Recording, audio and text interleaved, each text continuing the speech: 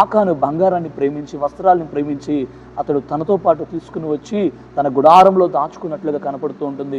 చాలామంది తమ యొక్క జీవితంలో కొన్ని రహస్య పాపాలను విడిచిపెట్టకుండా వారు కూడా తమ జీవితాల్లో వాటిని ఉంచుకుంటం ద్వారా భయంకరమైన శాపాన్ని చూడవలసి వస్తూ ఉన్నది. ప్రియమైన దేవుని బిడ్డలారా, ఈరోజు ఈ వాక్యాన్ని వింటున్న మీరు కూడా పాపమును విడిచిపెట్టాలని ప్రయత్నాలు చేస్తూ పాపాన్ని విడిచిపెట్టకుండా మీ జీవితంలో దానిని దాచుకున్నట్లయితే ఈరోజు ఆకాను అనే ఒక వ్యక్తి ఆ పాపమును తన యొక్క హృదయంలో ఉంచుకుంటం ద్వారా, తన ఇంటిలో ఉంచుకుంటం ద్వారా జరిగిన సంఘటన తన యొక్క దేశమంతటికి, తన యొక్క ప్రజలందరికీ శాపకరంగా మార్చబడ్డాడు. ఎప్పుడైతే ఆ పాపం బయటపడిందో తన యొక్క కుటుంబం కూడా నాశనం అయిపోయినట్లుగా మనం చూస్తున్నాము.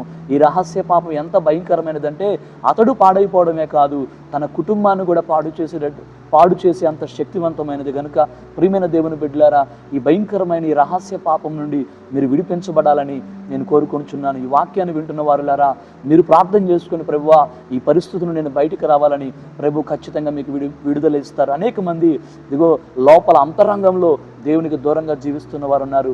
వీటన్నిటిని ప్రభువు విడిపించునుగాక.